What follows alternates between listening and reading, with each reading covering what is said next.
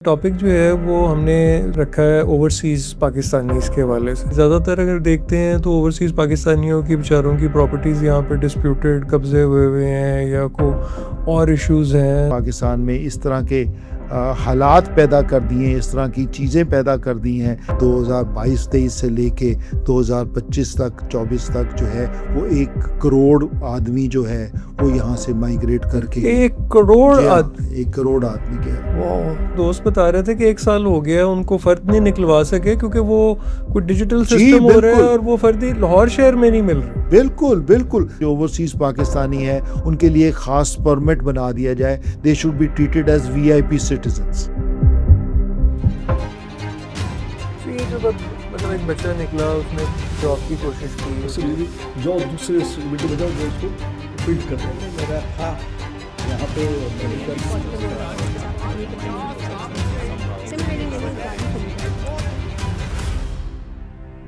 अस्सलामुअलैकुम, welcome to the new episode of startup in your. आज again हमारे साथ हमारे गेस्ट हैं सरदार आज़म रशीद साहब, जो कि एक सीनियर पॉलिटिशियन हैं, बिजनेसमैन हैं, टेक्नोक्रेट हैं।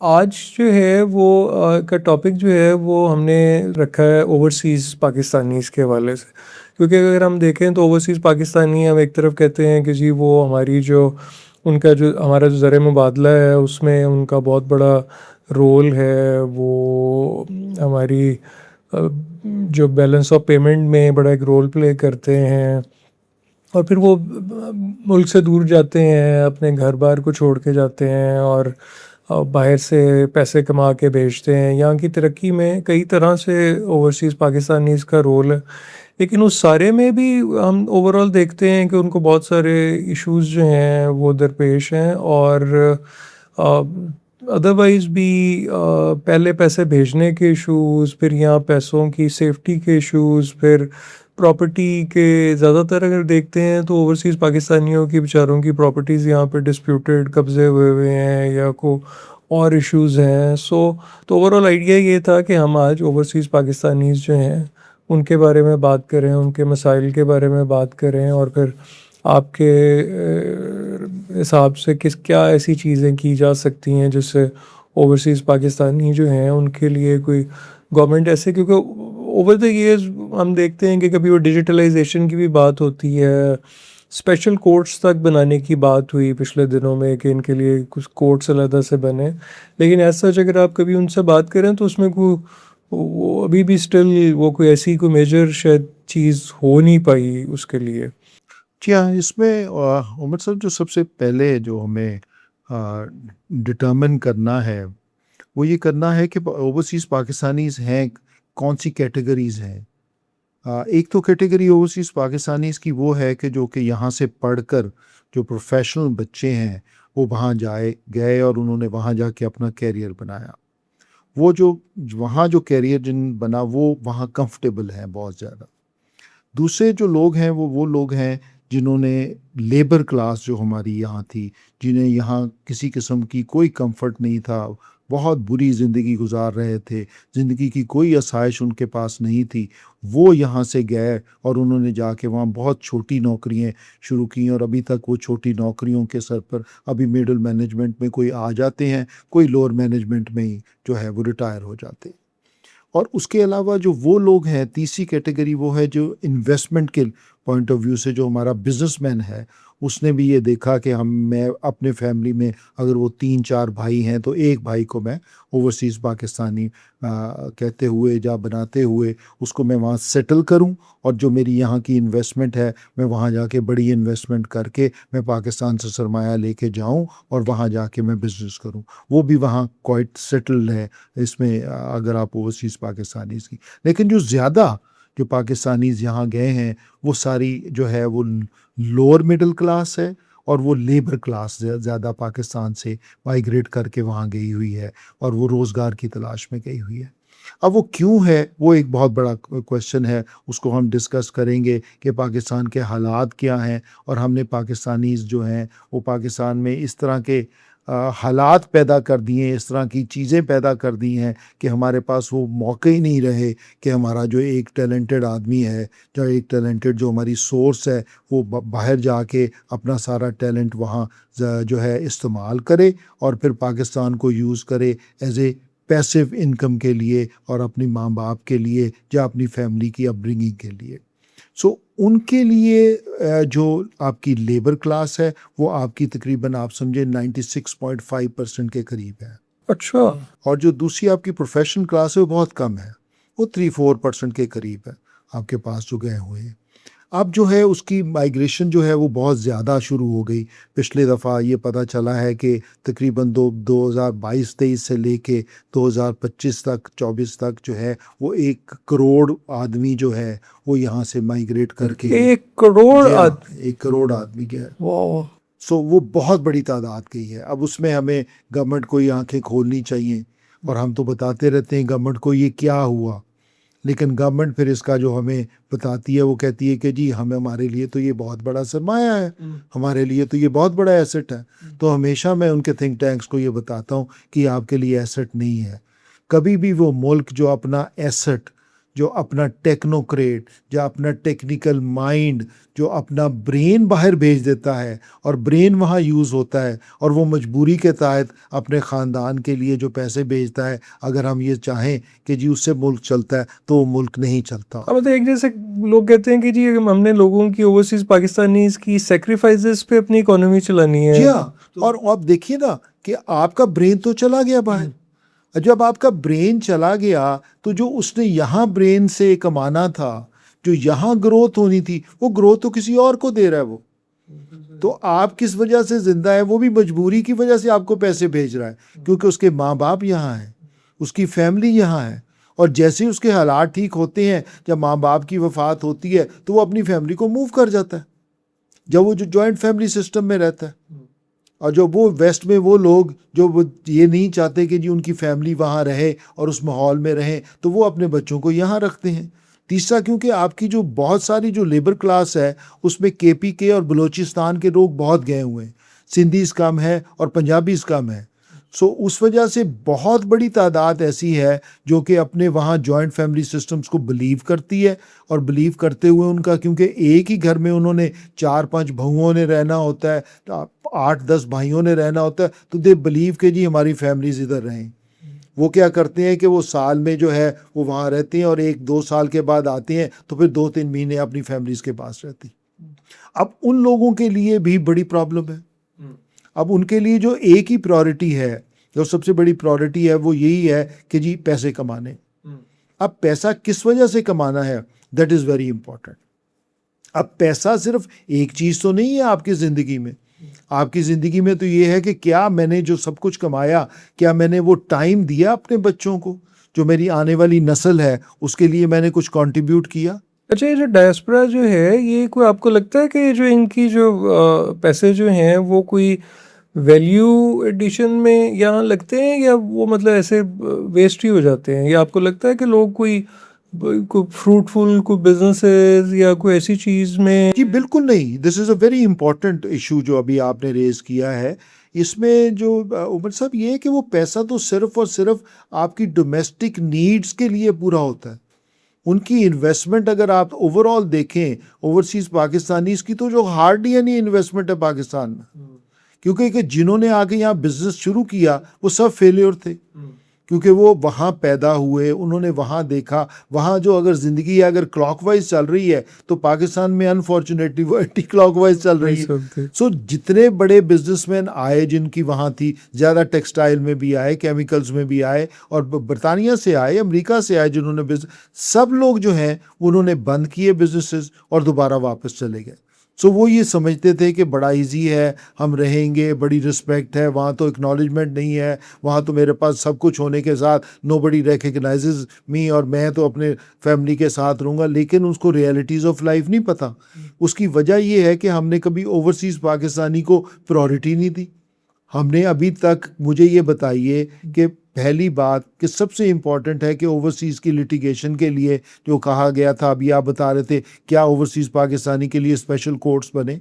या उनके लिए कुछ ट्रायल के लिए कुछ समरी ट्रायल्स की जो बात होती थी कि जी एक उनके लिए एक नया लॉ पास करेंगे जिसमें उनके जितने भी लिटिगेशन के केसेस हैं या लिटिगेशन है उसको हम समरी ट्रायल के लिए वो हुआ करेगा, और उसमें अगर फैसला 1 साल में होना है तो उनका फैसला 3 महीने में हो जाएगा। और फिर उसका एक सिस्टम बनाया जाएगा कि वो अगर वो चले जाते हैं तो उनका पावर ऑफ अटॉर्नी जो है वो उसमें क्या क्या चीज़ें आ सकेंगी। वो इन्होंने करने की बजाय वो और डिफ़िकल्ट बना दिया।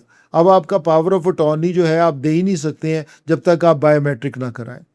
सो अब बायोमेट्रिक की एक इतनी बड़ी प्रॉब्लम हो गई है कि मैंने अगर किसी को केस के लिए मुझे को पावर ऑफ अटॉर्नी देना है तो पहले मैं एक दुकान के पास जाऊंगा, मैं दुकान से अपना बायोमेट्रिक कराता फिर और वो वहाँ शर्म के लिए खड़ा होता है कि यार मैं कहाँ दुकान पे जाऊंगा और मैं अपने बायोमेट्रिक कराऊंगा।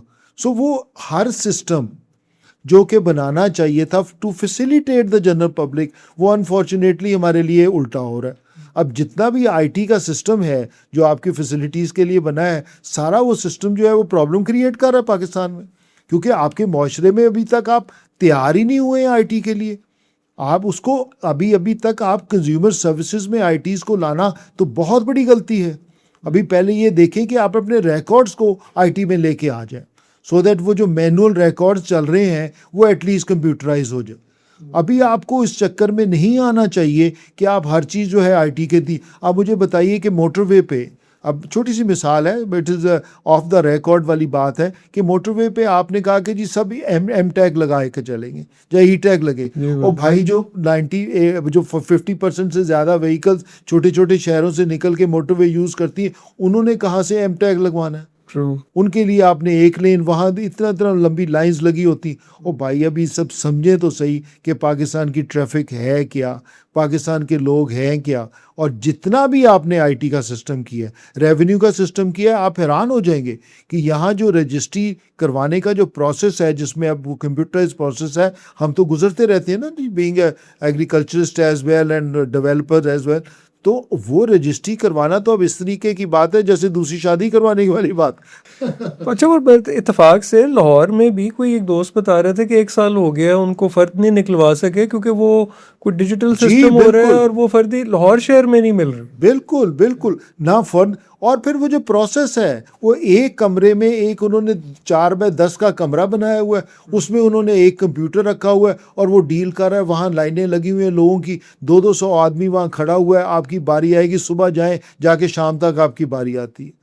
ओ भाई अगर आपने करना है तो why not to have the counter system over there, token system हो, एयर कंडीशन का हॉल्स हों, उसमें अंदर जाए बंदा टोकन के साथ जाए, आराम से अपनी रजिस्ट्री कराए। वो को रजिस्ट्री करा रहा है, वो बेचारा को मुजरिम तो है नहीं, वो तो अपनी जायदाद का टाइटल चेंज करवाना चाहता है। एक ख़रीदार है, एक बेचने वाला। सो मेन चीज़ ये है कि कोई भी ऐसा प्रोसेस। अच्छा, ये आपकी बात ठीक है कि डिजिटल सिस्टम, मेरे वो कोई एक फ्रेंड ने अमेरिका से आना था पाकिस्तान, वो को 25 साल के बाद आ रहा था।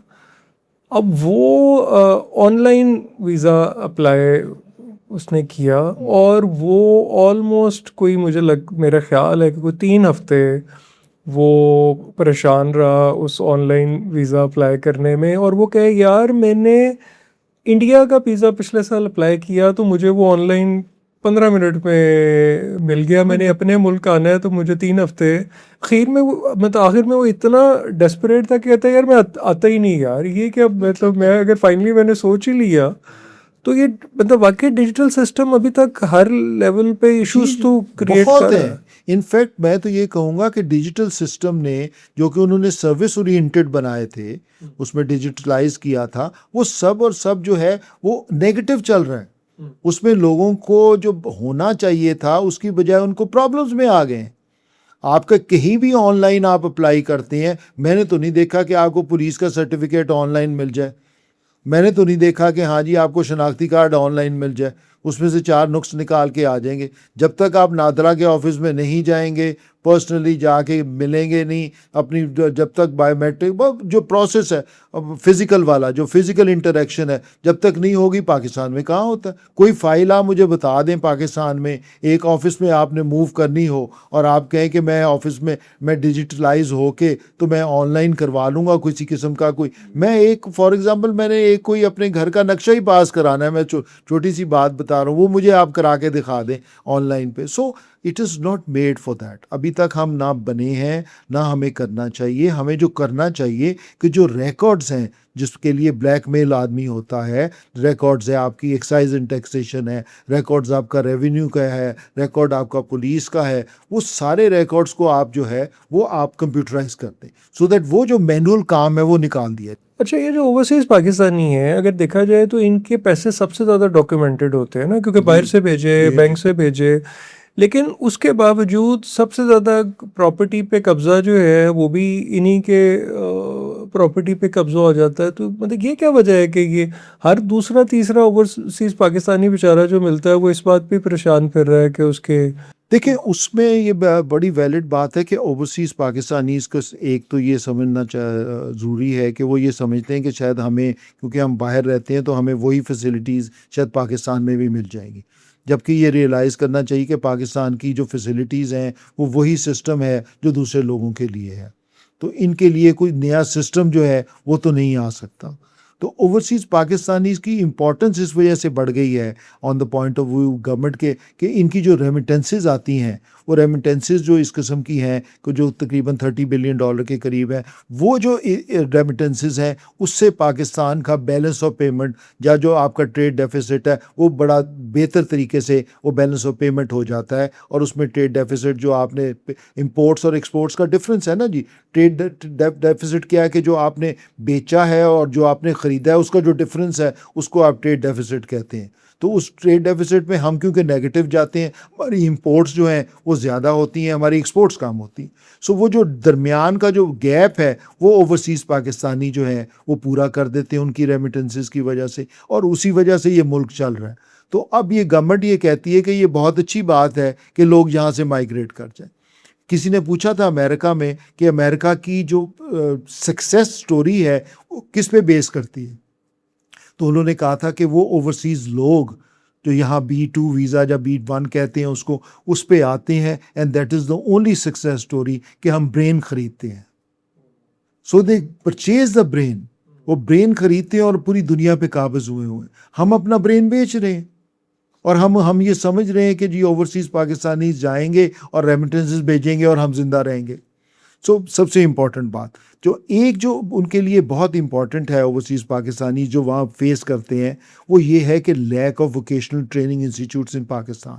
जो सबसे अहम चीज़ है जिस पे हाईलाइट करने की बहुत ज़रूरत है कि यहाँ हमें इमीडिएटली हमें अपना एजुकेशन सिस्टम को चेंज करते हुए हमें vocational and professional oriented system बनाना है। क्योंकि जो आप जॉब्स वहाँ जाके करते हैं, क्योंकि आप नॉन प्रोफेशनल होते हैं तो आपको जॉब्स जो हैं वो नॉन प्रोफेशनल मारे पर, वही जॉब एक इंडियन जो है जो पढ़ा लिखा वहाँ से कर्नाटका से आया होता है और बेंगलोर से आया होता है, वो जॉब जो है वो जाके स्ट्रेट वे मिडिल मैनेजमेंट में चला जाता है। उसकी सैलरी अगर $10,000 है तो हमारा वाला बंदा $1,000 ले रहा हो। वो जी मैं कनाडा में देखा कि वो एक डॉक्टर हमारा जो है वहाँ वो टिल पे गैस स्टेशन के टिल के ऊपर खड़ा हुआ था ना, देखें वो डॉक्टर बट हाँ। वहाँ जाके वो एक बिल्कुल बेसिक कितनी बड़ी बात है। जॉब के ऊपर। अच्छा कि आपने जो बात की बिल्कुल सही, मैं कि पढ़ा था कि जब अमेरिकन्स की जापानीज़ एम्परर से जब वर्ल्ड वॉर के बाद जब हुई निगोसिएशन तो वो एम्परर ने एक शर्त रखी कि हमारा एजुकेशन सिस्टम जो है ना वो जापानीज़ में ही रहेगा। अच्छा, वो किसी ने कहा कि जी इसका क्या फ़ायदा होगा, तो देखें फ़ायदा ये हुआ कि जिन लोगों ने जो डॉक्टर बने, इंजीनियर बने, जो जापानीज़ पढ़ सिर्फ आती थी वो जापान छोड़ के जा नहीं सके, और वो फिर उनकी पूरा आप देखेंगे पूरा सिस्टम जो है वो कहाँ से कहाँ वो चले गए। तो मतलब हम वाकई यहाँ पे अच्छा जो जिसको पढ़ाते हैं वो अब वो जो है वो यूएस जाके जी उमर साहब, जापानीज जो है this is one of the finest education system. आप हैरान होंगे कि वहाँ 4 किलोमीटर्स तक जो स्कूल है वो बसेस अलाउ नहीं है, वहाँ आपको पैदल जाना है। अच्छा जी हाँ, आपको पैदल जाना है। और वहाँ का जो लंच है वो सब स्टेट स्कूल्स में दिया जाता है। लंच आपको साथ लेके नहीं जाना, that is necessary there. Okay और उसके बाद ये कि जो वहाँ 6 क्लास के बाद 6 के जो आपके सीनियर्स, उसके बाद उनकी वोकेशनल ट्रेनिंग शुरू होती है। जैसे कि टेफ्टा है, जब टेफ्टा मैंने सारा इनको पेपर वर्क बना के दिया गवर्नमेंट को कि ये होना चाहिए, ये आपको 97 की बात बता रहे हैं, तो उसमें सारा कुछ ये मैंने बना के दिया था उनको पूरा सिस्टम। तो उसमें जो है वो देता है कि वहाँ ये डिटर्मिन हो जाता है कि आपने क्या बनना है। और इसी तरीके से आप देखें कि फॉर एग्जांपल आज एक बार्बर है पाकिस्तान, आप हमारे यहाँ एक इंस्टीट्यूट बता दें जो आपको बाल कटाने के लिए बताता है कि जी, आपका कॉबलर है, मुझे एक इंस्टीट्यूट बता दें जो आपको बताता है कि जूते के लिए, या आपका फॉर एग्जांपल टेलर है, मुझे एक इंस्टीट्यूट बता दें जो आपको टेलर बनाता है।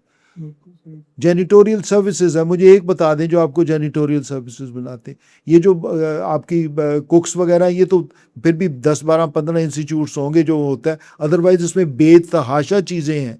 इसमें सिर्फ आपको शेफ़ नहीं बनाने, इसमें बेतहाशा चीज़ें बनानी है आपको।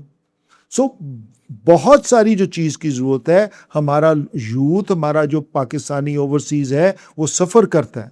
And this is the most important point आज का इस मैं पॉडकास्ट में ये बताना चाहूँगा आपको कि जो सबसे अहम चीज़ है कि गवर्नमेंट इसको रिकग्नाइज़ करते हुए कि सो दैट आप तो उसे कहते हैं कि जी जो ओवरसीज़ पाकिस्तानी है वो हमारा स्ट्रेटेजिक एसेट है, तो अब वो अगर आपका एसेट है तो उसको क्या फैसिलिटीज़ देनी है। अच्छा, मतलब आपके ख्याल में कोई लीगल कोई चेंज की जा सकती है जिससे जो ओवरसीज़ पाकिस्तानी हैं उनकी प्रॉपर्टी और एसेट्स यहाँ पे सेफ रह सकें? देखिए वो बहुत मुश्किल है। उसकी वजह ये है कि वो अगर ओवरसीज़ पाकिस्तानी की प्रॉपर्टीज़ होती हैं उसमें सबसे पहले तो वो जो उसके रिश्तेदार हैं वही उसके सबसे बड़े काबिज़ बने होते हैं। तो वो जो आपको 99% तो उनकी प्रॉब्लम अपने रिश्तेदारों के साथ है, क्योंकि उनको फैमिली स्ट्रक्चर आपको पता है, और दूसरा क्योंकि लोकल सिस्टम आपका ऐसा है कि उनकी प्रॉपर्टीज़ को आप कैसे सेव करेंगे कि आप कहा जाए कि जी उनके लिए गवर्नमेंट के पास कौन सा ऐसा इंस्टीट्यूट है, ऐसी को पुलिस बनाई है या कोई ऐसी को फोर्स बनाई है कि जी जो ओवरसीज़ पाकिस्तानी की प्रॉपर्टीज़ को लुक आफ्टर करेगी, वो तो नामुमकिन सी बात है। The only thing which you can do is कि आप इनके लिए समरी ट्रायल के कोर्ट्स बना दें। सो अगर इनको कोई प्रॉब्लम आती है तो इनको एक फ़ौरन ही इसकी मकसद है कि आपके समरी ट्रायल्स हुआ करें और इसका कोई ना कोई फ़ैसला जो भी होना है वो हो के और इसकी इम्प्लीमेंटेशन हो जाए।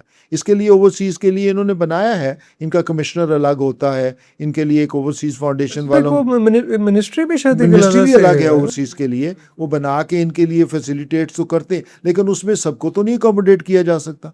अच्छा, अब उन्होंने क्या करना होता है कि वो एक लेटर इशू कर देते हैं to the same deputy commissioner, to the same assistant commissioner, to the same DPO कि जी इनको प्रॉब्लम है, इनको प्रॉब्लम सॉल्व कर दी जाए। अब वो सिस्टम तो वही है, थाने में भी वही जाना है, वो एसएचओ भी वही है, वो आपको वही प्यादा है, उसी ने सब कुछ करना है, कोर्ट्स भी वही हैं। सो वो फिर इस सिस्टम का हिस्सा है। तो ये चीज़ उनको रिकग्नाइज़ करनी चाहिए ओवरसीज़ पाकिस्तानियों को कि आप जो सोच रहे होते हैं वो सोच इस तरह नहीं होती। इनके लिए मेरा ये ख्याल है कि इनके लिए जो बेस्ट पार्ट है कि जो ओवरसीज़ पाकिस्तानी है उनके लिए ख़ास परमिट बना दिया जाए। They should be treated as VIP citizens. जो मेरी राय है उसमें यह है कि अगर ये एयरपोर्ट पे जाएं तो इनको एक स्पेशल लेन हो जिसमें ओवरसीज़ पाकिस्तानीज़ की लेन है, उसमें इनको VIP ट्रीटमेंट मिले। इसी तरीके से अगर ये यहाँ कोई चीज़ करना चाहें, हर जगह अगर किसी ऑफिशियल से मिलते हैं तो इनके पास वो कार्ड हो और इनको एक इनकरेजमेंट हो कि जी they are considered as a VIP citizen, क्योंकि ये VIP सिटीज़न है पाकिस्तान के लिए। तो एक तो वो इनकरेजमेंट होनी चाहिए। दूसरे, इनके समरी ट्रायल्स के लिए एक अलग कोर्ट बना दी जाए कि जो भी इनकी लिटिगेशन है वो फ़ौरन हल हो दी जाए। और इसी तरीके से इनकी जो भी प्रॉब्लम है, मसला है कि किसी किस्म की, देखें प्रॉब्लम क्या होगी, प्रॉब्लम तो यही है कि जो इनकी फैमिली लिटिगेशंस है, सबसे बड़ी प्रॉब्लम इनकी ये है कि जब यहाँ आते हैं अगर प्रॉपर्टी ख़रीदते हैं तो कब्ज़े हो जाते हैं, यहाँ आते हैं तो लड़ाइयाँ हो जाती हैं, तो वो पुलिस के केसेस हैं और वो रेवेन्यू के केसेस हैं, दो ही केसेस हैं। और तीसरा, इनको जो है इनकी इन्वेस्टमेंट के लिए मेरा नहीं ख्याल कि पाकिस्तान में अगर ये कोई इन्वेस्टमेंट करते हैं और पाकिस्तानी गवर्नमेंट इनको क्या तहफ़्फ़ुज़ दे सकती है, मुझे बताए ना, उन्होंने भी उसी सिस्टम से गुजरना है। एग्जैक्टली। अच्छा, वो मेरे एक दोस्त है, उनका बेचारों का इसी तरह, वो बाहर से आते हैं, वो कहते हैं जी मैं कोर्ट में गया, मैंने जज साहब को अपना जाकर टिकट दिखाया कि जी मैं आपकी कोर्ट की हियरिंग के लिए ऑल द वे ट्रैवल करके आया हूँ और मैंने अभी वापस जो है वो चले जाना है। उसके बावजूद वो ये कहते हैं कि जी मैं कई दफ़ा जो है वो आता हूँ हेयरिंग पे और वो तारीख डाल देते हैं, मैं फिर वापस जाता हूँ, फिर मुझे वापस जो है वो आना पड़ता है। अब वो देखें ना आप कि फिर ऐसा बंदा जो है वो फिर तो वो 10 दफ़ा सोचेगा, वो और जाके 500 लोगों को कहेगा कि जी सोचना पहले अपने मुल्क में पैसे इन्वेस्ट करने से पहले। देखिए वो तो मुमकिन ही नहीं। तो मैंने बताया ना जी, इस सोल्यूशन का इस जो ये जो प्रॉब्लम है इसकी सोल्यूशन सिर्फ एक ही है कि इनके लिए कोर्ट्स अलग बना के इनके समरी ट्रायल शुरू कर दिए जाए और उसमें इनके लिए उसी तरीके के जब वो आना चाहें, जब वो आएंगे, कैसे उनकी तारीख है उसके हिसाब से इनको कहा जाए कि जी मुझे उस तरह तारीख दे दी जाए और इनके फैसले जल्द से जल्द कर दिए जाए। वही बात है कि एक special overseas summary trial courts के नाम से एक जो है इनकी कोर्ट्स बना दिए जाएं। पहली बात। दूसरा ये है कि to give them a privilege citizens of Pakistan, इनको वीआईपी स्टेटस वगैरह दे के इनके लिए एक स्पेशल कार्ड्स ओवरसीज़ के लिए शनाख्ती कार्ड के साथ एक और कार्ड शुरू कर दिया जाए कि जहाँ भी जाएं इनको एक स्पेशल उनको ट्रीट किया जाए कि जी अगर ये वीआईपी लाउंज में जाना चाहते हैं वहाँ इनको वीआईपी मिले, अगर ये कोई और चीज़ करना चाहते हैं, किसी जगह पे जाना चाहते हैं तो इनको वीआईपी स्टेटस मिले। मैं तो यहाँ तक कहता हूँ कि ये भी मुमकिन हो सके कि यहाँ जब ये आते हैं तो इनकी ख़रीदारी के लिए जो हमारा जो सेल टैक्स है उसमें कोई इस किस्म की 5-10% इनको वो जो है रायत दे दी जाए कि जैसे बहुत सारे बाहर बहुत मुल्कों में है ट्रैवलर्स वैट के लिए होती है ना, होता है, वैट में होता है तो उसमें जो है इनको क्यों ना दी जाए। और इनको वहाँ बेस्ट पार्ट इज़ कि जी वहाँ जाएं और इनको पता चले कि जी इनको ये चीज़ें जो अगर नॉर्मल पाकिस्तानियों को एक चीज़ जो है वो 100 रुपए की मिल रही है तो वही चीज़ इनको 80 रुपए की मिले, so that they should feel कि ये पाकिस्तान में हमें यहाँ जाना है, हमें हर चीज़ वहाँ सस्ती मिल रही है, हमारा वीआईपी स्टेटस है, हमारी समरी ट्रायल्स के लिए कोर्ट्स मौजूद है। सो ये एक बहुत बड़ी बात है कि जिस तरह जो है जिससे, और इनके साथ ये भी किया जा सकता है कि इनकी फैमिली के लिए एक स्पेशल कोटा बना दिया जाए कि इनके जो फैमिली के बच्चे हैं उसमें रख दिया जाए कि जी वो कितने हैं, ये अपने रजिस्टर कराएं, उनके लिए तालीम का जो निज़ाम है उसमें स्पेशल स्कॉलरशिप्स कर दिए जाएं सो दैट ये को करें। और उसमें इनके लिए जो वोकेशनल इंस्टीट्यूट्स बनाए जाते हैं तो इनकी फैमिली को एज ए प्रिविलेज सिटीजन्स वो ट्रीट किया जाए। और इसी तरह अगर इन्होंने गाड़ी का लाइसेंस बनवाना है तो उसके लिए इनकी लाइन अलग हो और ये जाएं और इनको वीआईपी स्टेटस दे के इनका फौरी तौर पर इनको जो है अगर इन्होंने लाइसेंस बनवाना है या कोई भी चालान जमा करवाना है तो इनको एक वीआईपी स्टेटस दे दिया जाए जो कि बहुत इंपॉर्टेंट है, उससे बहुत इंकरेजमेंट हो जाएगी। अच्छा, ये ओवर द ईयर जैसे गवर्नमेंट कोई ना कोई डिजिटल इनिशिएटिव, जैसे रोशन डिजिटल अकाउंट था, उसके थ्रू कार के लिए भी था, घर के लिए भी था, लेकिन despite of all the things generally overseas Pakistanis में वो जो मिसट्रस्ट या डिस्ट्रस्ट ऑन द सिस्टम है वो इतना ज़्यादा है कि वो मैंने देखा है कि वो एक्स्ट्रा मनी खर्च के राइट लेफ्ट से कर लेंगे, बट वो आई डोंट नो उस जो डिजिटल सिस्टम जो है उस पे ट्रस्ट क्यों नहीं हम पैदा उनका कर पाते। देखिए ये बहुत इंपॉर्टेंट क्वेश्चन है। इसमें ये सबसे बड़ी बात है कि गवर्नमेंट का बहुत बड़ा ट्रस्ट डेफिसिट है अपने लोगों के साथ। गवर्नमेंट जो चाह रही है वो लोग नहीं चाह रहे, जो गवर्नमेंट का एजेंडा है वो लोगों का एजेंडा नहीं है। सो एक मिसट्रस्ट है कि गवर्नमेंट के किसी भी इदारे पे ट्रस्ट नहीं किया जाता। Roshan Pakistan scheme was an excellent scheme, but वो डॉलर अट्रैक्ट करने के लिए स्कीम थी ताकि हमारे पास मैक्सिमम तौर पे वो जो डॉलर आ रहा है वो डॉलर यहाँ डिपॉजिट करवा दिया जाए, इंस्टेड के वो जो डॉलर बाहर के मुल्कों में डिपॉजिट रहता है वाई नॉट इन पाकिस्तान में वो करवा दिया जाए। लेकिन वो उसके बाद हालात इतने आपके बिगड़ गए, ट्रस्ट डेफिसिट इतना शुरू हो गया, गवर्नमेंट की प्रायोरिटीज़ कुछ और हो गई, वो स्कीम भी ख़त्म हो गई। तो हर गवर्नमेंट आती है एक नया डॉलर इंसेंटिव स्कीम शुरू करती है, किस वजह से कि आपके पास मैक्सिमम डॉलर आ जाए, क्योंकि जाहिर है आपका ट्रेड डेफिसिट तो डॉलर्स की वजह से है ना। आपने डॉलर को, आपको जितना ज़्यादा डॉलर मिलेगा उतने आप ज़्यादा खुशहाल होंगे, क्योंकि आप ऑब्वियसली। और इशू ये हुआ कि लोगों ने जैसे पैसे ऑफिशियल बेस से भेजे जी, और जब वो वापस ले जाने की बारी आई तो वो डॉलर पाकिस्तान से जी वो ले जाने से वो पीकेआर में आते हैं, वो हो गया। तो वो फिर वो लोगों का वो हो गया कि यार हमने तो एक ऑफिशियल स्कीम के थ्रू पैसे भेजे, अब हम अपने पैसे वापस मंगाना चाहते हैं तो वो अब हम वापस मंगवा नहीं सकते। ये तो हमेशा से होता है ना जी कि आप एक गवर्नमेंट आती है वो एक स्कीम लॉन्च करती है, फिर जिस रोशन पाकिस्तान लॉन्च की, रोशन पाकिस्तान के बाद जब गवर्नमेंट चेंज हो गई, जब नया सेटअप आया जिसको हाइब्रिड सेटअप आप कहते हैं, वो आने के बाद उस सेटअप ने उसको कहा कि ये तो हमारे पास डॉलर है ही नहीं, तो अब आप क्या करें जी, अगर किसी को चाहिए तो पीकेआर में लेके जाए। और वो कहता है जी मेरे से तो कमिटमेंट आपकी थी डॉलर में, तो मैं पीकेआर में क्या करूँगा, तो वो अब उसको पीकेआर में दिया जा। सो ये प्रॉब्लम मैं आपको ये बताऊं कि गवर्नमेंट में आपका देखें, जब तक आपका लोकल बिजनेसमैन यहाँ कंफर्टेबल नहीं होगा कभी भी ओवरसीज़ बिजनेसमैन आपके पास नहीं आएगा।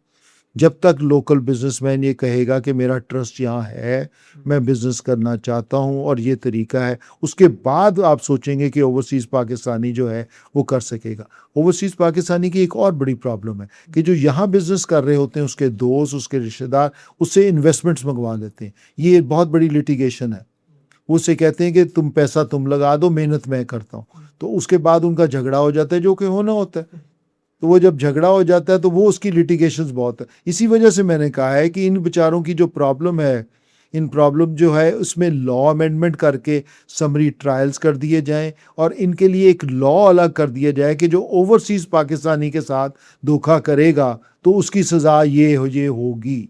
फॉर एग्ज़ाम्पल, अगर उसने कोई चेक किसी का जो है ओवरसीज़ पाकिस्तानी को दिया है, वो चेक जो बाउंस हो जाता है तो नॉर्मल ट्रायल में ये होगा, इनके लिए ये होगा। अगर वो किसी पे इन्वेस्टमेंट करता है, इन्वेस्टमेंट किसी को देता है, अगर उसके साथ धोखाधड़ी होती है, जाली डॉक्यूमेंट्स बनाता है, तो उसमें जनाब आपका क्रिमिनल इन्वेस्टिगेशन के बाद आपका जो है वो ये होना चाहिए, नॉर्मल ये होता है, इनका ये हो जाएगा। सो दैट इनको ये फील हो कि we are more privileged, we are more important for the government of Pakistan, and we are much more as a VIP citizen, we are considered to be as the VIP citizens here। तो उसमें इनकी encouragement बढ़ जाएगी। जहाँ तक investments का ताल्लुक है, मेरा नहीं ख्याल कि उम्र पाकिस्तान में अब ओवरसीज़ पाकिस्तानी को ज़्यादा इन्वेस्टमेंट करेंगे एज ए प्रोफेशनल इन्वेस्टमेंट, क्योंकि बाहर पाकिस्तान के हालात ऐसे हैं नहीं। पाकिस्तान में बिज़नेस के अभी हालात, क्योंकि हमारे यहाँ इन्फ्लेशन जो है दुनिया में सबसे ज़्यादा इन्फ्लेशन के करीब हम पहुँचे हुए हैं। उसके बाद बाइंग पावर हमारी ख़त्म हो गई है, हमारी मार्केट स्क्वीज़ कर गई है, हमारे यहाँ एक्सपेंशन हो नहीं रही। तो हमारा 90% जो हम कमा रहे हैं वो हम बैक टू गवर्नमेंट दे रहे हैं। यहाँ जो 90% लोग हैं लोकल, वो जो कमाते हैं वो बिजली के बिल दे देते हैं, तो वो उसी के लिए कमा रहे हैं और किसी के लिए नहीं कमा रहे। वो सिर्फ ये सोचते हैं कि हम जो कमा रहे हैं वो हमने बिल देना है, तो उधर से हमारी जान छूटेगी तो हम सोचेंगे कोई और इन्वेस्टमेंट करना। तो ये तो खैर भूल जाएं कि इस किस्म की इन्वेस्टमेंट आनी। तो only thing which they can do is the service part of it and the legal part of it, ये दो चीज़। और तीसरी मेरी सजेशन ये है कि फौरी तौर पर हम जो है चाहे ओवरसीज़ के नाम से बना लें या लोकल बना लें, हम वोकेशनल इंस्टीट्यूट्स और वोकेशनल एजुकेशन को आगे जितना हो सकता है इस सिस्टम को चेंज करते, सो दैट जो हमारा यूथ बाहर जा रहा है वो इतना ट्रेंड हो जैसे कि दूसरे मुल्कों का है। पाकिस्तान का बंदा देखें क्या है, ड्राइवर है, कुक है, बेचारा वो क्या करे, सफाइयाँ कर रहा है, वो हर जगह जाके, डॉक्टर आप बता रहे थे कि वहाँ जाके पेट्रोल पंप पे पेट्रोल डाल रहा है, सो वो क्या करे। मेन चीज़ ये है कि जब तक वो ट्रेंड नहीं होगा प्रॉपरली, जब तक उसके पास प्रोफेशनलिज्म नहीं आएगा, वो कहाँ करेगा। ये तो चंद मिसालें हैं ना जी। आपकी लेबर में आप देखें, वो वहीं जाके सीखता है और वो जब तक सीखता है वो बूढ़ा हो जाता है वहाँ बेचारा। तो वाई नॉट के उसको सीखे सिखाए को भेजें। आपके पास मॉडल्स मौजूद हैं, आपके पास सबसे बड़ा मॉडल कोरियन मौजूद है, आपके पास फिलीपींस का मॉडल मौजूद है, आपके पास फार ईस्ट के बहुत सारे मॉडल मौजूद हैं, आपके पास इंडोनेशियन मॉडल मौजूद है, मुसलमान मॉडल। वहाँ आपके सारे वोकेशनल इंस्टीट्यूट्स हैं। वहाँ आप किसी बार्बर से बात करें, उससे कहा जी मैंने तो BA किया हुआ है जी बार्बर में। मैं क्या हूँ जी, मैं तो बैचलर्स डिग्री है मेरे पास। वहाँ किसी से बात करेंगे जी तुम तो घर सफाई करने, उसने कहा जी मैंने तो FA किया हुआ है जी इसमें जनाब, और जी मैंने तो ग्रेजुएशन की हुई है, मुझे पता है कि जी सोफ़ा कैसे साफ़ होना है, मुझे पता है जी मैंने फ़र्श को कैसे साफ़ करना है, मुझे तो पता है जी वॉल्स को कैसे साफ़। So look at the professionalism.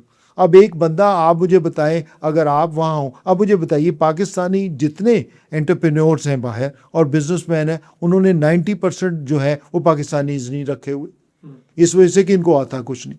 उन्होंने या इंडियंस रखे हुए हैं, या फिलिपिनोज रखे हुए हैं, या उन्होंने इंडोनेशियंस रखे, या कोई और नेशनलिटी रखी। जब आपके अपने बंदे आपको नहीं रख रहे तो दूसरे क्या रखेंगे आपको। तो जो सबसे इंपॉर्टेंट चीज़ गवर्नमेंट को रिकग्नाइज करवाने की ये बात है कि वो अगर आपका एसेट है, अगर आप समझते हैं कि उससे मुल्क चल रहा है, तो उसके लिए क्या फैसिलिटीज़ दे रहे हैं। सबसे बुनियादी फैसिलिटी ये है कि जो जा रहा है एज एन ओवरसीज़ पाकिस्तानी, वो एक प्रोफेशनल होके जाए, सो दैट उसको एक रिस्पेक्टेबल जॉब मिले। ये आपको देखें ना IT सेक्टर में इंडिया के साथ क्या हुआ कि सब पढ़ा लिखा गया वहाँ। बिल्कुल ना, तो अमेरिका में कर्नाटका का सब पढ़ा लिखा आदमी गया, वो उसने जाके कमाल कर दिए पूरा। उसने IT सेक्टर उठा के इंडिया में ले आया। हमारे यहाँ क्या था, बेचारा को पढ़ा लिखा था ही नहीं, कहाँ तक आता। उस वक्त हमने कराची में राइड शुरू करवाए हुए थे, तो कराची एक हब था, वो कराची की जगह सारा आईटी सेक्टर जब अमेरिका से निकला वो सारा बेंगलोर चला गया और दुनिया का दूसरा बड़ा आईटी सेक्टर इनफैक्ट बड़ा बन गया। वो तो कहते हैं सिएटल से भी बड़ा सेक्टर। सो अब क्या हुआ, पाकिस्तान में नहीं आ सकता था, जबकि इनकम वाइज या सैलरी वाइज पाकिस्तानी भी वही ले रहा था, इंडियन भी वही ले रहा था। उसके फैमिली नॉर्म्स भी ये थे, उसके फैमिली नॉर्म्स वैल्यूज़ भी ये थी, प्रॉब्लम्स भी जो इंडियन में थी वो Pakistani. So everything was there, the only thing which was lacking the professionalism. So the most important message to the government is कि खुदारा अपने एजुकेशन सिस्टम को चेंज करते हुए इसमें वोकेशनल इंस्टीट्यूट्स लेके आएँ और उनको ट्रेंड करें। जो आपका ओवरसीज़ पाकिस्तानी है, अगर वो 10,000 कमा रहा है तो वो जाते ही $40,000 कमाए और वो इस केपेबल हो कि वो $40,000 कमाए, और सो दैट वो जो आपने 10 साल में इनकम आनी है वो आपको 1 साल में इनकम वापस कर देगा। ओवरसीज पाकिस्तानी की जो एक चीज़ और जो है, उनकी पॉलिटिकल पार्टिसिपेशन भी बहुत कंट्रोवर्शियल है ओवर द इयर्स। कि वो कभी हम कहते हैं कि जी ड्यूअल पासपोर्ट के साथ ये नहीं होगा, फिर कभी हम कहते हैं कि उनको वोट का राइट मिलेगा। तो मतलब ये भी मतलब आप मतलब इसको किस तरह देखते हैं? आपको क्या लगता है कि इनकी it is a purely political non professional decision of the government कि आप उनको अपने मेन स्ट्रीम पॉलिटिकल अरीना में नहीं लेके आते। और आपको क्यों नहीं ले रहे आते? क्योंकि आईके की पार्टी के लोग जो हैं वो ज़्यादातर उसके सारा वोट बैंक बाहर है। अगर वो उनको आप दे देते हैं तो इनका एक और अजाब खड़ा हो जाएगा कि उनके वोट्स को जो हमारा, आप तो अनफॉर्चुनेटली ये बताना ज़रूरी है कि अब तो पाकिस्तान में ये भी नहीं रहा कि मेरे वोट का हक भी मुझे है, मैं डालूंगा उमर साहब को निकलेगा, आप किसी मकसद है पता चले जी रशीद साहब का निकल आया। सो अब ये भी तो है ना जी, एक पाकिस्तान में इंतहा तो यहाँ तक हुई हुई है। तो इस वजह से ये भी एक प्रॉब्लम है कि वो समझते हैं कि हम जो है, हमें जब गवर्नमेंट यहाँ तक अलाउ नहीं करती कि हम अपना वोट भी डाल सकें तो हम इस पाकिस्तान में क्या इन्वेस्टमेंट करेंगे। और बेतहाशा मिसालें मेरे पास। मैं तो यहाँ तक कहता हूँ कि एक बहुत बड़ी प्रॉब्लम है जो हाईलाइट करने वाली, वो रिश्तों की प्रॉब्लम है बच्चों और बच्चियों के। उनको जो सबसे बड़ी प्रॉब्लम आ रही है कि एक जनरेशन ने कमाया, जब वो बड़ी होगी जनरेशन, अब उसके लिए वो रिश्ता ढूंढ रहे। आज तक हमने गवर्नमेंट के सेक्टर पे कभी कोई ओवरसीज़ पाकिस्तानी रिश्ता एसोसिएशन बनी नहीं। और भाई वाई नॉट, मैं जब भी गया हूँ और कभी जो डिफरेंट गवर्नमेंट की तरफ से ये जो कोर्सेज वोर्सेज पे जाते हैं तो मैं मिलता रहता था लोगों से। मुख्तलिफ मुल्कों में गया, मैं खुद भी गया, तो सबसे बड़ी प्रॉब्लम मुझे ये बता रहे थे कि जी हमारे लिए तो ये प्रॉब्लम है कि रिश्ते कहाँ से ढूंढें। हमें तो देखे ना जी, वहाँ वो नहीं चाहते कि यहूदी के साथ शादी हो जाए, वो नहीं चाहते कि क्रिश्चियन के साथ शादी हो जाए, वो तो चाहते हैं मुसलमान के साथ शादी हो। और हर वहाँ मुसलमान वो यही चाहते हैं कि जो बच्चा जब बच्ची जो है वो पाकिस्तान से जाए, सो दैट उनकी मदद भी हो जाए और एक कल्चर में भी रहे। तो वो कहाँ से होगा, कैसे पता चलेगा? फिर वो उन्हीं के हाथ लगते हैं, फिर वो फ्रॉड्स यहाँ होते हैं और फिर वो बेचारे मायूस होकर बैठ। तो on the official level why not कि हम इसको एक जो है लाइसेंस दे दें इन चंद ऑर्गेनाइजेशंस को, वो अप्लाई करें और उसमें उसी का अकाउंटेबिलिटी का पूरा पैराफर्नालिया हो कि अगर आपने गलत करवाया तो आपको ये सज़ा मिल सकेगी। वही आ जाता है, आएगा वही पे वही कोर्ट्स वाला मामला कि आपके लिए जो समरी ट्रायल्स हैं वो फ़ौरन होने चाहिए और इसके लिए एक मैरिज ब्यूरोज़ के लिए, सो दैट उनकी जो यूथ है वो भी धक्के ना खाती फिरे, उनके लिए भी ये हो। आई थिंक बड़ी आपने वैलिड बात की है कि हम तो सिर्फ उनकी फाइनेंशियल उसकी बात करते रहते हैं। एक दो हमने ऐसे रिसेंट पास में ही पढ़े वाक़यात के जी यहाँ से कोई शादी करके वहाँ पे गया, वहाँ पे तो क्योंकि लॉ बड़ा फ़र्क है। एग्जैक्टली। अब वहाँ जाके खातून जाती ही डिवोर्स फाइल कर दे तो वो तो उसकी तो प्रॉपर्टी में 50% वो 50% की जी हिस्सेदार बन गई। तो वो तो उस बेचारे की तो पूरी वो सारी चेंज हो गई ना। वो उसने सोचा था कि शादी करके उसने अपनी फैमिली बढ़ानी है और वो उल्टा, बल्कि वो तो उसके लिए जो है वो उनके लिए तो इशू क्रिएट हो गया और इसी डर के लिए तो वो यहाँ आए थे कि हम किसी और नेशनैलिटी के साथ करेंगे। और वहाँ क्योंकि अंडरस्टैंडिंग्स ना हुई, क्योंकि वहाँ डाइवोर्स रेट तो आपको पता है 96% डाइवोर्स रेट है वहाँ, तो सिर्फ 4% जो है वो ऐसे लोग हैं जिनकी शादी हैं, बाकी तो सारा डाइवोर्स रेट है वहाँ। तो इस वजह से वो वहाँ परेशान, इसी वजह से इधर आते हो, यहाँ को प्लेटफॉर्म ही नहीं। तो वाई नॉट के जी उसको रिकग्नाइज करते हुए सिर्फ हम उनके पैसे को ना देखें, उनकी रिकग्नाइज करते हुए यहाँ हम रिश्ते के लिए जो हमारे सेंटर्स हैं वो हम उसको लाइसेंस दें, और लाइसेंस देने के बाद उसकी प्रॉपर अकाउंटेबिलिटी हो, और वो ये ओवरसीज़ मिनिस्ट्री करेगी। जो ओवरसीज़ मिनिस्ट्री है हमारी, एक स्पेशल मिनिस्ट्री हमने जो बनाई हुई है, उसी के अंडर आप कर दें, वही लाइसेंस दे। लाइसेंस देने के बाद उसको प्रॉपर्ली स्क्रूटनाइज करे, और अगर कोई बात हो तो मैं तो कहता हूँ कि जी चलें हर थाने में एक अलग डेस्क बना दें ओवरसीज़ का। अगर आपने बहुत ज़्यादा करना है तो डेस्क, एक छोटा सा डेस्क बना के कि जी ये जो ओवरसीज़ पाकिस्तानीज की कंप्लेंट्स हैं इनको on a very urgent basis इनको हल किया जाएगा। आप इसी तरह थानों में बना दें, इसी तरह आप पुलिस के डिफरेंट डिपार्टमेंट में, इसी तरह रेवेन्यू में बना दें, डीसी के ऑफिस, उनकी अगर रजिस्ट्रीज होनी है तो उनके लिए ओवरसीज़ के लिए अलग डेस्क हो जाए, अपना फ़ौरन कराए, so that he should feel like कि जी मैं एक ओवरसीज़ पाकिस्तानी हूँ, मैं जो पैसा भेज रहा हूँ उस पैसे को मेरी कदर हो रही है। हर महकमे में एक ओवरसीज़ डेस्क बना दीजिए और उसको लिखें, ऊपर पता चले कि हाँ जी ये ओवरसीज़ है, कि उसको बेचारे को यही नहीं पता होता कि जी हाँ डेस्क भी है, मौजूद भी है, वो जाना भी है, वो आना भी है, किसी चीज़ का नहीं पता। और हत्ता कि वो जो पासपोर्ट उसका बुनियादी हक है वो अगर ऑनलाइन कर देता है तो वो ऑनलाइन अगर दूसरे को 6 दिन में मिलता है तो ऑनलाइन वाले को बेचारे को जाके तो वो तो मेरे ख्याल 2 महीने में मिलता है। मुझे तो इस तरह की बड़ी सिफारिशें आई कि जी हमने जो अप्लाई किया ऑनलाइन तो काइंडली सिफारिश करके हमें बता दें हमारा पासपोर्ट जो है वो 2-3 हफ्तों में हमें मिल जाए, वो नहीं मिलता। तो इस वजह से ये हमारा सिस्टम है। अच्छा, ये जो हम रिसेंट अब देखते हैं जो ब्रेन ड्रेन, अब ये जो ब्रेन ड्रेन है इसमें तो हमारे आईटी के प्रोफेशनल्स, डॉक्टर्स, इंजीनियर्स, अब तो इस तरह के लोग जा रहे हैं। जी ये पहली दफ़ा हुआ है। ये पहली दफ़ा हुआ है। अच्छा, लेकिन इसका फिर हमारे सिस्टम पे भी नुकसान है कि हमारे सिस्टम से अगर पढ़े लिखे लोग बिल्कुल निकल के जा रहे हैं तो फिर मतलब फिर हम आगे सिस्टम कैसे चलाएंगे? यही तो मैं आपको बता रहा हूँ जो सबसे बड़ी हमारे इस दफ़ा हुआ है बिटवीन 2022 से लेके 2026 तक, वो जो 1 करोड़ बंदा बाहर गया है तकरीबन, ये सब वो गया है जो हाईली प्रोफेशनल था। और हाईली प्रोफेशनल उसने ये देखा कि मुझे ट्रस्ट नहीं है गवर्नमेंट के ऊपर, मुझे ट्रस्ट नहीं है पाकिस्तान के ऊपर। जब वो बाहर गया है तो उसने किल्लत पैदा कर दी है। यहाँ अब आपको प्रोफेशनल नहीं मिलता, आपका जितना प्रोफेशनल आदमी है वो तो बाहर चला गया। आप मुझे बताइए जो वेल्दी फैमिलीज़ हैं मुझे मिलती हैं, वो ये कहती हैं कि जी बच्चे को हमने तो इतना बड़ा घर बनाया था, इतना बड़ी हमने एम्पायर खड़ी की थी, हमारा बच्चा तो वहाँ फ्लैट में रह रहा है, वो कहता है जी मुझे लंदन ज़्यादा मंजूर है, मुझे कराची मंजूर नहीं है। सो वो जो ओवरसीज़ का कॉन्सेप्ट है कि जी हमारे लिए एक एसेट होगा, मैं ये समझता हूँ कि इनफैक्ट ओवरसीज़ जाने के लिए हमारी लाइबिलिटीज़ हैं। इसको रिवर्स करना चाहिए, इसको ये देखना चाहिए कि भाई आप हमारे लिए सिर्फ डॉलर के लिए पैदा नहीं हुए हो, हमें तो ब्रेन चाहिए। हमारे यहाँ मुल्क कैसे चलेगा? ब्रेन आपने सारा जो है वो फर्स्ट वर्ल्ड में चला जाता है, थर्ड वर्ल्ड जो है वो अपना सारा कुछ उस पैसे के चक्कर में अपने मुल्क चलाने के लिए अपना ब्रेन जो है फर्स्ट वर्ल्ड में दे देती है।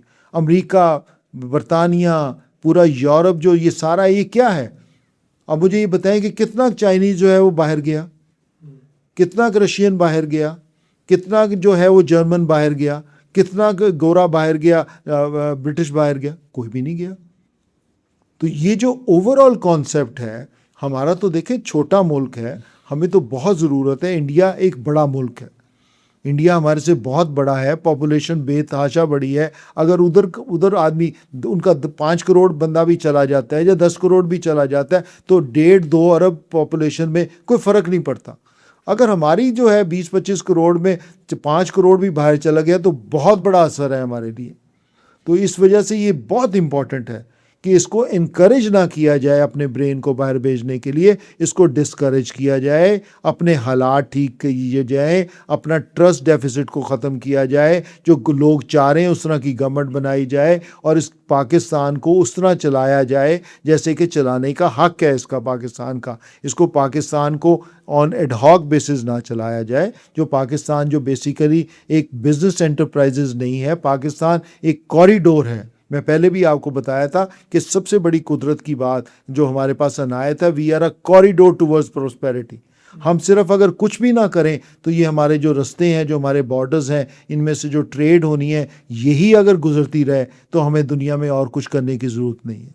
तो हमें ये देखना इम्पॉर्टेंट है कि पाकिस्तान में क्या हो सकता है, कैसे होना चाहिए, और इंस्टेड के हम इसको इनकरेज करें कि हमारा बच्चा बाहर जाए, वो डिस्करेज किया जाए कि हमारा बच्चा बाहर नहीं जाना चाहिए। और हमारे अंदर प्रोफेशनल जो है, अब देखें ना, जो अच्छी चीज़ होती है वो एक्सपोर्ट हो जाती है, जो अच्छा बंदा है वो एक्सपोर्ट हो जाता है, वो चला जाता है। तो पाकिस्तान कैसे चलेगा बाबा? बिल्कुल। अच्छा, अगर एक प्रायोरिटी आपको चूज़ करनी हो जिसमें कि एक ये है कि हम पाकिस्तानियों के पैसे लेके आएँ, या हम पाकिस्तानी टैलेंट लेके आएँ, या ये कि हम पाकिस्तानी टैलेंट को ग्लोबल टैलेंट के साथ जो है वो कनेक्ट करें, तो आपके ख्याल में इन तीनों में से क्या बेस्ट चीज़ है? देखिए, मैं इसको फेज़ बाय फेज़ लूँगा, इसको सिस्टमेटिकली। अभी हम इसको ख़त्म नहीं कर सकते कि ओवरसीज़ पाकिस्तानी सारा वापस आ जाए, ना उसने वापस आना है, नामुमकिन है, क्योंकि अपॉर्चुनिटीज़ नहीं है। इसका जो फर्स्ट फेज़ है कि हम एजुकेशन सिस्टम को चेंज करते हुए अब प्रोग्राम बनाए for the next 10 years. 10 years में हम इतने वोकेशनल इंस्टीट्यूट्स पैदा कर दें कि हम प्रोफेशनल लोग पैदा कर दिए जाएँ। एक तो बहुत इंपॉर्टेंट ये चीज़ है। दूसरा ये चीज़ है कि इनकी फैसिलिटीज़ के लिए जो पाकिस्तान में आ रही हैं, इनमें हम इतना अच्छा अपना एटमॉस्फेयर डेवलप कर दें कि वो लोग जो बाहर जा रहे हैं वो डिस्करेज हो जाएं और वो ये कहें कि पाकिस्तान में मुझे रहना चाहिए, पाकिस्तान मेरा मुल्क है। ये जो आपका डेफिसिट आया हुआ है ट्रस्ट का, ये किसी तरीके से ख़त्म आप कैसे करेंगे? बातों से तो नहीं होगा, ये तो सिस्टम से होगा। जब तक आप सिस्टम नहीं चेंज करेंगे, जब तक ओवरऑल रीवैम्पिंग नहीं होगी, तो मेरा नहीं ख्याल इसको बाय प्रोसेस किया जाए। अगर मेरी ऑप्शन आए तो मैं ये कहूँगा कि 50% जो है वो हमारा ब्रेन जाना चाहिए, 50% हमारा ब्रेन पाकिस्तान में रहना चाहिए। हमें 50% रेमिटेंसेस की ज़रूरत है, 50% हमें ब्रेन्स की भी ज़रूरत है। अच्छा, मतलब ये कि अगर आप प्राइम मिनिस्टर की सीट पे बैठे हों, तो मतलब क्या चेंज ऐसी जो ओवरसीज़ पाकिस्तानियों के लिए जो जिस आप करेंगे, जो कि वाकई आपको लगता है कि जिससे एक वो इकोनॉमिक फोर्स की तरह पाकिस्तान के लिए जो है वो यूज़फुल हो सके? उसके लिए जो मेरा अपना ख्याल है कि सबसे इम्पॉर्टेंट चीज़ है कि उनकी फेवरेबल गवर्नमेंट बनाई जाए, कि जो वो चाह रहे हैं कि उनकी कौन सी गवर्नमेंट होनी चाहिए उनकी राय के मुताबिक, कि वो ये चाहते हैं कि जी हम इस गवर्नमेंट को या इस लीडर को हम तस्लीम करते हैं कि ये हमारा लीडर आ जाए तो हम करने को तैयार हैं। पहली बात, जब ये आ जाएगा तो सारी प्रॉब्लम सॉल्व हो जाएगी। The most important thing is this कि वो जब ये ट्रस्ट डेफिसिट ख़त्म हो जाएगा, वो सिस्टम्स ख़त्म हो जाएंगे कि हाँ जी कि ये सिस्टम उनके अगेंस्ट चल रहा है। जब वो सिस्टम आप पाकिस्तान में इतना अच्छा बना देंगे, हाँ ये मैं आपको बता दूं कि वो सब इंटरेस्टेड हैं जिन्होंने कमा लिया है कि वो अपना 50% इन्वेस्टमेंट पाकिस्तान में करें। कोई ऐसा नहीं है कि नहीं वो इंटरेस्टेड, लेकिन वो क्यों इंटरेस्टेड क्यों नहीं आता? Because of the system. तो ये एक बहुत मुश्किल सवाल आपने कहा है। ये एक इतना बड़ी चीज़ है कि ये कंप्लीट रीवैम्पिंग ऑफ पाकिस्तान है कि आप पूरा सिस्टम चेंज करें, पूरे सिस्टम में आप एक ऐसा फ्रेंडली सिस्टम राइज कर दें पाकिस्तान में कि वो सारे देखें, ओवरसीज़ पाकिस्तानी के लिए अलग पाकिस्तान तो बनने से रहा, वो तो यही पाकिस्तान रहेगा। अब उसके लिए ये कि आप इसी पाकिस्तान को इतना अच्छा कर दें। अगर देखें ना, फॉर एग्जांपल, अगर एक आदमी 1 अरब रुपया यहाँ कमा लेता है, क्या वो रखेगा 1 अरब रुपया? जिसको ये नहीं पता कि वो रास्ते में जो कांस्टेबल है वो रोक के उसकी फैमिली को बाहर खड़ा कर सकता है गाड़ी से निकाल के, तो वो नहीं करेगा। बिकॉज आपने सिस्टम ऐसे बना दिए हैं कि इसको हाईली कंट्रोवर्शियल स्टेट बना दिया है। इसका कोई ताल्लुक नहीं है एक आम आदमी का स्टेट के साथ। स्टेट एक बिल्कुल अलग चीज़ चली गई है, गवर्नमेंट एक बिल्कुल अलग चीज़ चली गई है, और अवाम एक बिल्कुल अलग चीज़ चली गई। तो 3 चीज़ें पैरेलल आप चला रहे हैं। स्टेट कुछ चाह रही है, गवर्नमेंट उसका कुछ करती है। स्टेट और गवर्नमेंट के आपस के ताल्लुकात ख़राब हो जाते हैं, और ताल्लुकात जैसे ख़राब होते हैं तो पहले ही अवाम के गवर्नमेंट के साथ ताल्लुक ख़राब हुआ। सो ये तीनों चीज़ें आपस में लड़ रही हैं, और ये वर्स्ट किस्म का सिनेरियो है जो दुनिया में बहुत चंद मुल्कों में होता है। तो ये इट्स अ डिफ़िकल्ट क्वेश्चन। जब मैं इंशाल्लाह अगर कभी मौका मिला तो सबसे पहले तो ये है कि आप ओवरऑल आके वो सिस्टम को चेंज करने की कोशिश की जाएगी जो उस सिस्टम के तहत चल रहा है, कि जो सिस्टम है ये एटलीस्ट ऐसा सिस्टम हो कि जो डिलीवर करे। ये एडमिनिस्ट्रेटिव सिस्टम है, ये सिर्फ़ और सिर्फ पोस्टिंग्स एंड ट्रांसफ़र्स का सिस्टम है। इसमें किसी किस्म की डिलीवरेंस नहीं है। जब तक ये डिलीवरेंस ओरिएंटेड सिस्टम नहीं हो जाएगा, प्रोफेशनलिज्म नहीं आ जाएगा, ये खुद ब खुद जो है मुल्क ऐसे ठीक नहीं हो सकता। जब ये मुल्क ठीक हो जाएगा तो ओवरसीज़ पाकिस्तानी के लिए भी ये जो है ना जी वो सबसे अच्छी जगह बन जाएगी। और कौन चाहता है कि अपने माँ बाप के साथ डेवलपमेंट ना करे? कौन ये चाहता है कि जी मैं अपने रिश्तेदारों के साथ, देखिए बाहर आपको हर चीज़ मिल जाती है, आपको ब्लड्स नहीं मिलते, आपके ब्लड रिलेशनशिप्स नहीं मिलती, आपको अपने रिश्तेदार नहीं मिलते। सो वो ब्लड रिलेशंस का वो मिसिंग कर रहे होते हैं, उसको फिल अप करने के लिए आप अपने हालात साजगार कर लें, आप अपना सिस्टम अच्छा बना लें। जो हम बता रहे हैं चीज़ें जो हमने सजेस्ट की हैं उस पर आज से अमल करना शुरू कर दीजिए। With in a period of 5 to 10 years आप कुछ ना कुछ 10, 15, 20, 30% इसमें बेहतरी ला सकेंगे। वो 30% भी बेहतरी आ गई जो मैंने सजेशन दी है, मेरा ये ख्याल है कि उमर साहब वो काफ़ी बेहतरी आ जाएगी, उसमें उनका कॉन्फिडेंस काफ़ी डेवलप हो जाएगा। वो अपने आप को सिटीजन्स कंसिडर करना शुरू कर देंगे, वो स्टेक होल्डर्स कंसिडर अपना करना शुरू कर देंगे कि हम हैं। तो इसमें जो है वो मेरा अपना ख्याल है कि इसको प्रोसेस को स्टार्ट कर देना चाहिए और इसको प्रोसेस को करते हुए जल्दी से जल्दी, जितनी जल्दी भी है, इसको कंप्लीट करके इसको इम्प्लीमेंट कर देना चाहिए। तो अच्छा, ये अब आखिर में एक ये बताएं कि मतलब क्या ऐसा किया जाए जिससे कि जो पाकिस्तानी हैं वो सिर्फ पैसा भेजने की बजाय ये ट्रस्ट करें कि नहीं जी हमने अपना जो फ्यूचर जो है ना वो पाकिस्तान में बिल्ड करना। ये मुश्किल है। अच्छा। वो वही वाली बात आ गई जो आपका पहला क्वेश्चन था कि वो ट्रस्ट कैसे डेवलप हो। देखिए वो पाकिस्तान जब ठीक होगा तो उनका भी ट्रस्ट ठीक हो जाएगा। जब पाकिस्तान के सिस्टम्स ऐसे बन जाएंगे कि वो ऐसे फ्रेंडली होंगे, वो इतने कंफर्टेबल होंगे कि जो उनको वहाँ मिल रहे हैं वो ये समझेंगे कि ये मैं यहाँ ज़्यादा कंफर्टेबल हूँ, तो वो आना शुरू कर देंगे। वो थर्ड वर्ल्ड कंट्रीज़ के नहीं आएंगे। जो हमारा वर्ल्ड ऑर्डर है वो इतना ड्रैकोलन है कि उन्होंने फर्स्ट वर्ल्ड को बहुत ऊपर लेके चले जाना है और थर्ड वर्ल्ड को उन्होंने टूटते रहना।